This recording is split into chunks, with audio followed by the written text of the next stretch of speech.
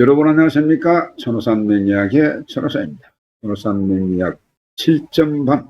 자, 오늘 이 시간에는 제7강 호라비 사주 그 두 번째 시간이 되겠습니다. 자, 이번 이 7강에서는 결혼도 못 해보고 서른 생활로 생을 마감한 그러한 사주가 되겠습니다. 자, 여러분 사주를 먼저 한번 보도록 하겠습니다. 이 사주가 갑자의 임신에 갑자의 계유 이렇게 생겼죠. 그래서 여러분 항상 사주를 보게 되면 이것을 사주의 이 판을 먼저 파악을 해야 될 그런 필요가 있습니다. 그래야만 이것이 운의 흐름도 알고 여러 가지로 한꺼번에 모든 것이 그 60% 70%가 판단이 될 수가 있습니다. 그래서 이 사주를 보게 되면 신월의 간목입니다. 신월이면 7월이죠. 7월인데 신월의 간목이 자 사주를 보니까 전체적으로 이것이 신자수고를 하면서 사주의 전부가 물판입니다. 물판. 그렇죠? 시가 유시가 돼가지고 금생수로 아주 수의 기능을 장강하게 그야말로 힘차게 도움을 줍니다. 그래서 연간에 이 간목이 하나 있습니다만 이것은 결코 이 일간 간목에는 이것이 도움이 되지 않는다. 그런 말씀을 드릴 수가 있겠습니다. 이것이 간목이 지지에 여러분요 이렇게 뿌리가 있다고 보게 되면은 그나마 이것이 간목이 힘이 도움이 됩니다만은 이미 간목은 이 뿌리가 없기 때문에 이것을 무근이라고 하죠. 무근. 자, 무근이다 보니까 간목은 힘을 쓸 수가 없습니다. 자, 사주에서 전체적으로 수의 기능이 강하다 보니까 이것은 7월에 그야말로 혹수판에 부목이 된 그러한 꼴이 되는 것입니다. 뜰부차 부목, 썩을 부차 부목이 아니고 물 위에 뜨는 말이죠. 홍수에 떠밀려가는 그러한 대목. 원래가 간목이 대목이죠. 대목이 좀 입니다마는 뿌리가 없으니 그 대목인들 뭐합니까? 물 위에 떠서 둥둥 떠가는 그러한 목이다. 이렇게 이해로 하시면 되겠습니다. 그래서 이것은 그야말로 흘러가는 뗏목과 같은 그런 신세에 뭐 지나지 않는다. 그렇게 볼 수가 있습니다. 그래서 이것은요, 간목이 수의 흐름을 따르지 않을 수가 없기 때문에 전체적으로 이 수는 나에게는 인성이죠. 그래, 인성을 내가 따라야 되는 그러한 경우다. 이 말씀을 드릴 수가 있습니다. 인성.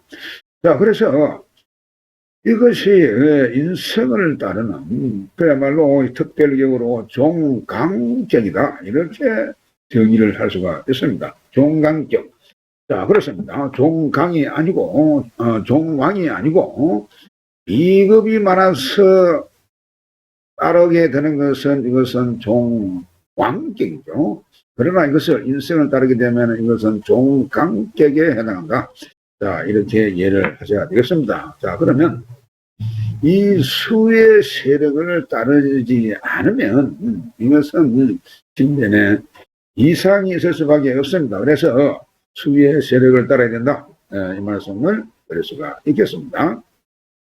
자, 여러분 이 사주를 보게 되면 사주에 화토가 없습니다. 화토가 없다 보니까 이것이 화토는 식상생재, 식신이고 재성이고 그럽니다만은 화토가 없다 보니까 그러면 이건 뭐냐? 화토가 없기 때문에 육신적으로 봐서 여기에서 사실 재성 그 아주 중요한 이 재성이 여러분 나의 처가 됩니다. 나의 처가 되는데 이 재성이 없습니다. 자, 그럼 무처에 해당하는 그러한 사주가 되는 거죠. 그래서 사주 자체에서 지금 보게 되면은 나는 재성이 없다 보니까 이것은 처가 없는 그런 경우와 같습니다. 나의 처궁에도 보게 되면은 나의 재성이 없습니다. 또한 처궁을 벗어나서 전체적으로 보더라도 사주에 재성이 없다. 그래서 무처 무재 사주다. 이렇게 볼 수가 있습니다. 그러니까 무처무제하게 되면은 여러분요, 이것은 그야말로 내가 기댈 곳이 없는 그런 경우가 되는 것입니다. 저도 없고 자식도 없는. 그러면 이것은 또 무택이 될 수가 있는 거예요. 그러면은 내가 기댈 곳이 없다고 보면은 저하고 자식이 없는데, 자 그렇게 되게 되면은 이것이 결국 무처무제 그리고 무택이 될 수밖에 없다. 그런 식을 또 이해를 하셔야만 답을 얻을 수가 있는 겁니다.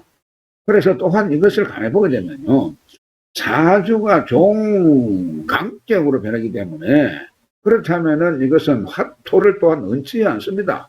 다시 육신적으로 보게 되면은 화토를 얹지 않으니까 관성도 사실은 여기에서는 결코 도움이 되지 않습니다. 사주에 보게 되면. 자, 그래서요, 화토가 없다 보니까 화토가 있어야만 그 뭔가 왕수를 제지를 하고 이렇게 생각을 할 수가 있습니다만은, 그것은 이미 격이 특별격으로 성립이 되기 때문에 화토를 원치 않는다는 겁니다. 결국 이것은 귀신이 될 수밖에 없는 거죠. 그래 이 사주는 전형적인 호라비 사주가 되었다, 이렇게 볼 수가 있습니다. 신을에, 자 여러분 입추후죠. 장마철 홍수에 그야말로 한없이 흘러가는 그러한 유랑이다, 이렇게 볼 수가 있는 것입니다. 그래서 이 사주가 실제로요, 이 사주의 이 주인공이 평생을 통해서 결혼 한 번 못 해보고 동거 생활을 한 여인은 있었다고 합니다. 그러나 거의 평생을 물에서 그야말로 해상인으로서 말이죠, 이 서른 생활을 하다가 결국에 생을 마감한, 배에서 생을 마감한 그러한 사주가 되겠습니다. 그래서 그야말로 무처무제 그리고 무택으로 상당히 좀 외로운 한 사주가 이런 사주가 아니냐, 그런 말씀을 드릴 수가 있겠습니다. 그래서 그 나이가 73세, 여러분요, 73세 병자년에 사망을 하게 된 사주다, 그런 내용입니다. 그래서 화는 귀신이다 보니까 병자연에 이것이 사주에서 왕신과 정충하다 보니까 이때에 바로 이 병화를 보기 때문에 사망했다, 이렇게 볼 수가 있는 겁니다. 73세이기 때문에 이것이 73세가 되면은 김효운, 자 김효운 이 기대운에 해당하는데, 여러분 김효운 기대운인데 김효운 중에 기대운이 세력이 강하죠.